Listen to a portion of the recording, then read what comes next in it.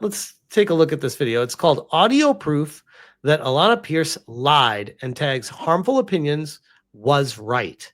And this is in reference. Well, there's someone we should try to reach out to. Harmful Opinions has been shooting W after W recently, and he's been nailing that's it. my role, building bridges. Yeah, he's been nailing it. So this is covering the Harmful Opinions video that I covered the other day as well. So let's see what he found here. Many of you have seen the last video from the YouTuber Harmful Opinions reporting on Alanah Pearce and her recent controversies in regards to her writing contributions on God of War Ragnarok, stating that she has never written on that game several times and saying that she is simply a writer for Santa Monica Studios, Sony Santa Monica Studios. Let's get that correct. And with as she puts it quite often, is I didn't do bleep over and over again. And people are like, but you've said it or insinuated it multiple times in the past, and then showcasing only one side of it where you say, I didn't do anything, doesn't completely cancel out the times you said you did do something. That's the problem. These types of people, it's the same thing that Alyssa does when she covers Sweet Baby Inc. She's like, this is the sweet kind run by a black person company, and they just get harassed and attacked by gamers for no reason whatsoever, except the reason I guess gamers are bigots. That's it. That's the only reason. That there's no actual reason. It's like, no, there is a reason that people are frustrated with them. They only showcase one side of an issue, and people are starting to wake up to that, and they can't stand that people understand what's happening right now. But I digress. Big Buddhist for the 5-banger says, a former president said something similar, but right now it's, I did not have writing relations with that studio. That's great. That's great. There are two people in this picture. Right? I mean, we are probably like 10 minutes into talking and 23 seconds into the video. So back to the video. Research, Harmful Opinions was able to pull the transcript from the metadata on one of her YouTube videos from her podcast, Play, Watch, Listen, where Harmful Opinions shows that not only that there was a cut in the video after she released it, or re-released it, should I say, but that the video desyncs from the metadata from the original transcript from when it was first uploaded onto YouTube, saying this. Which, by the way, when this came out, I was like, damn, we got some people that should be in the freaking CIA and FBI finding metadata discrepancies. Like, what? That's a good application, by the way. Yes. This game a ton. I was just about to say, but then I stopped myself. I haven't gone asked, but yeah, like, sorry. I never really remember what's the works on it. I am allowed to say that I worked on the accessibility stuff, which I did. Like, I pitched and helped iterate some literal features of the game, some gameplay mechanics. For writing, I think I'm allowed to say, I'm not allowed to say what I can say. I wrote some of my supportive content, and I'm not allowed to say what. Now, a lot of people consider that concrete evidence, such as myself, but the human mind will always doubt when you talk about metadata and tools, because most people would rather hear it from the Australian horse's mouth. But before we do just that, remember that you are somebody, I am nobody. Like and subscribe, and we'll now hear from the Australian horse's mouth. Dang. Now, as the title shows, I have the missing 50-ish seconds of the original audio that Harmful Opinions read from that transcript, which it's the first time we're going to hear this. She was unable to obtain. So, Alanah, we're going to ask you one more time. Did you write for the game? Did you think that I would lie about writing on something while I still worked there? Like, why would... Okay, Alanah.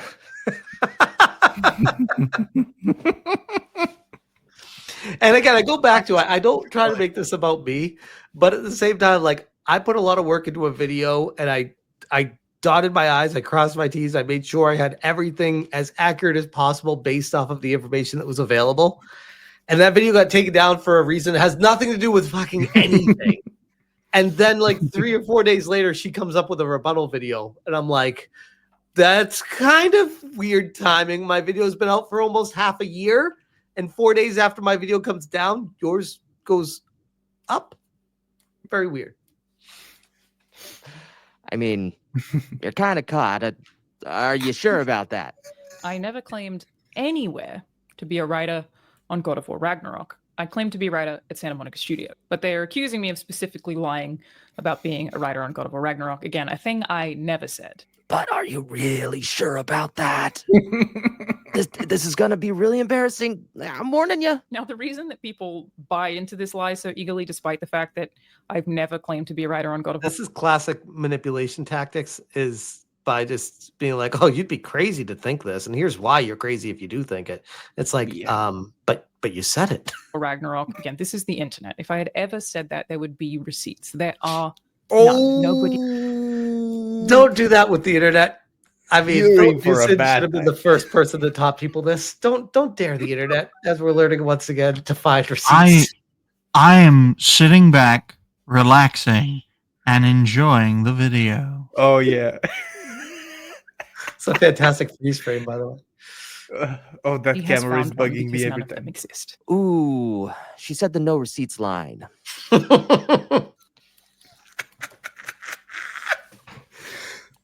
Press play. Did absolutely nothing new. Yeah, the game's exactly the same. Oh my god, I'm shaking currently. I think Oh, this is it's a really interesting experience because so I always feel like I have to give the context. I didn't work on this game a ton. I was just about to say, but then I stopped myself. I have was written going to on it. ask, but yeah, like sorry, I never really remember what's the so I have limits. worked on it. I'm allowed to say that I worked on the accessibility stuff, which I did. Like I pitched and helped iterate some literal features of the game, some gameplay mechanics. For writing, I think I'm allowed to say.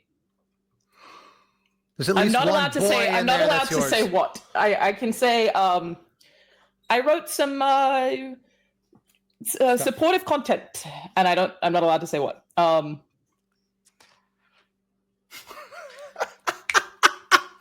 Game, Sure as fuck sounds like she wrote for God of War Ragnarok. game, set, and match. This is why Mr. Nobody, alongside DiscussThing, are reality based. And you know what really kills me about all this? Guess who's gonna get all the flack from everyone? Me, for sharing what these people find. Yeah. You're gonna be like, You're on- oh, Smash is promoting hate and violence. That Well, asshole Smash again. It's like, I'm just showing. That's the thing, Smash. Since you're the sponsor of us all, Yeah. you're Thank you putting for it in the the payments. zeitgeist, which means you are the problem. The problem is not the expose itself, because if it comes from Mr. Nobody, who's an up-and-coming content creator with not that much support at the moment, that's one thing. You catapulting it into the zeitgeist with 100 times the support base is the problem. So you are the problem. You can't use your own reasoning against these people. You have to get in their heads and use their reasoning. Narrative control, damage control. That's why you're the problem. Not Mr. Nobody, not myself for not discovering the guy, but for finding the guy and connecting the guy and bringing people together. And it's not Helzo's fault for being, part of the gang, part of the club, helping out here and there. You're the problem. They're always going for the biggest ones. Like, and you are much like, I'm gonna say, like, you're much more prominent than the channel, the size of your channel is showing. Because there are people, like, there are YouTubers with 10 times bigger channels than yours, and they're in the same sphere as this, and they're not nearly as effective at doing it what you're doing, like at the impact that you're making. Because you're making a huge impact with smaller YouTubers, with people, with everyone, and that's being shown time and time again. That's why they're going after you so much. That's why one of the reasons, and this is something that I started to believe about the lawsuit, is that this is not something that is entirely made up from her. This is something that I thought that I have, and this is not something that is entirely between you and Alyssa, in my opinion. To bounce off Helzo's point, which is a fantastic point, Mhm. Reason why the opposition, as I like to call them, go after Hypno and Smash. Number one, they're building a power base. It's not just themselves. It's the people they inspire, the people in their bubble. There's a clear power base for Hypno and SNH. You're starting to see, in my view, a power base with Smash and the Smash cast, that sort of thing. And that terrifies the opposition because the potential for that could just snowball into something so massive that they could not stop. And speaking of, your presence and your influence being far more than, say, your contemporaries with even more support. Hey, Smash, I heard Razor Fist ended your career. Okay, how long has it been? A few weeks? A month? It's been a few weeks, probably 3 weeks, yeah. Okay. And I'm still Smash. Serious question. Yep. Serious question. How much support have you lost on the primary Smash JT YouTube channel? I have not lost any. It's the channel's been growing. But the live stream channel especially has been going nuts. It just crossed 10,000 subscribers on the live stream channel yesterday, which blew my mind. And I even had a conversation with everyone yesterday talking about how it's kind of tearing me in half on where to focus my energy, because both avenues are firing on all cylinders and very functioning well. And I'm like, I'm only one man. I've had a lot of people have been asking me to go onto their channels, and I've been very torn where I'm not able to. But anyway, let's get back to the video, because I could talk all night about this.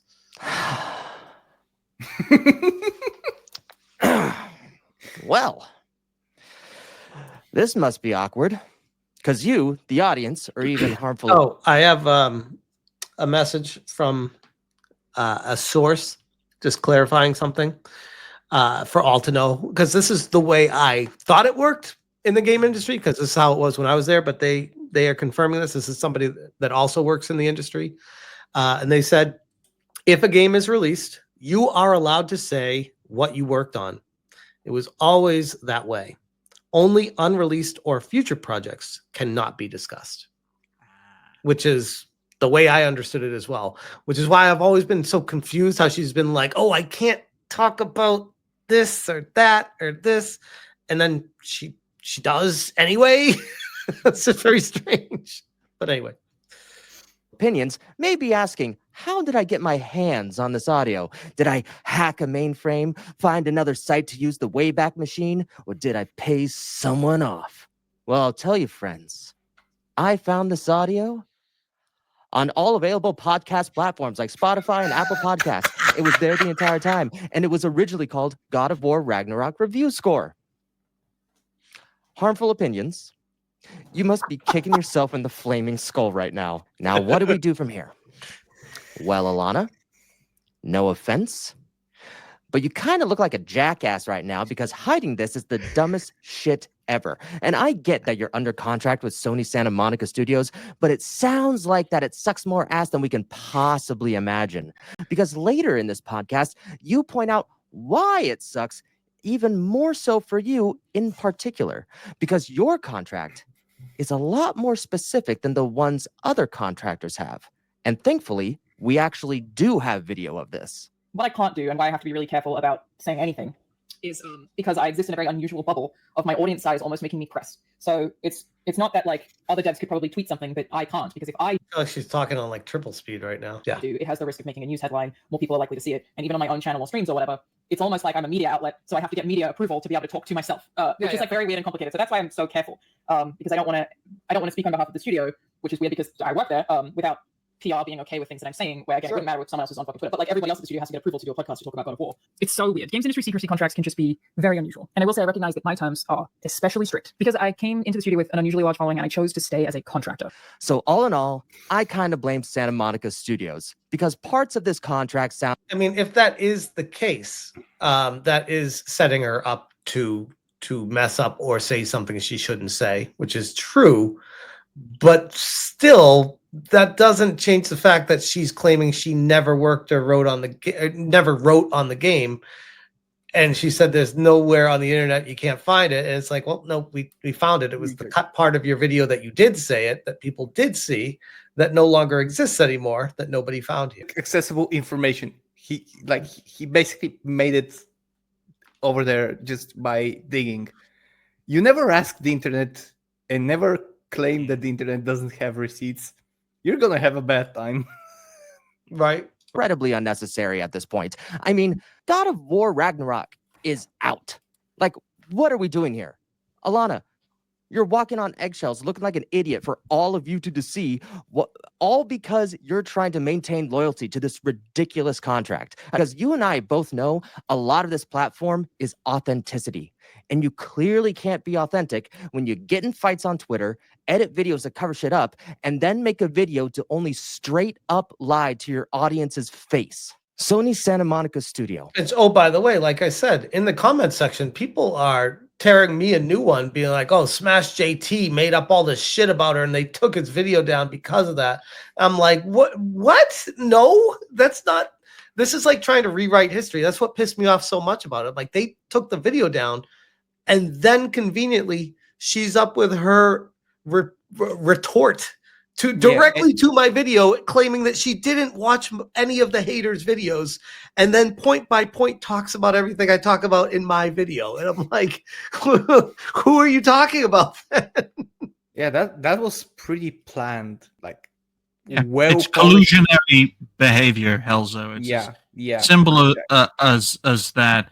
It's a big club. You, me, and Smash ain't in it. That's why we got to all, despite our differences, and there are many, we got to all hang together instead of hang separately and promote talented people. Mr. Nobody is a talented creator. He managed to find information that not even harmful opinions could find out, despite him being a far more well-known creator. This is why scouting for talent is absolutely essential, because you never know how the next generation could shine as entertainers or as informers. That's why I value what I do with my Rising Stars project.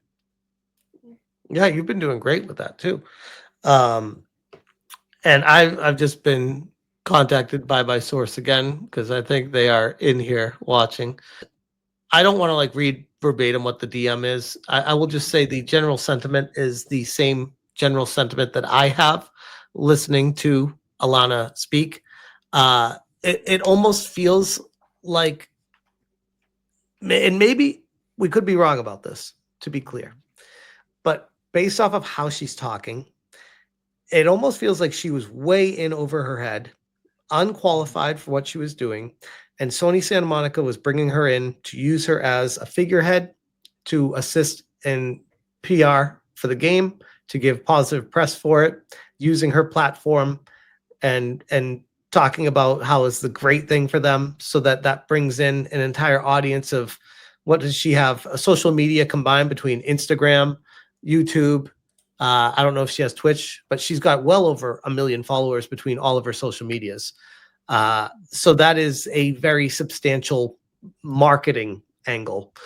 And I don't know if she recognizes this about herself, or if she really thought that they wanted her talents there to write a cookbook.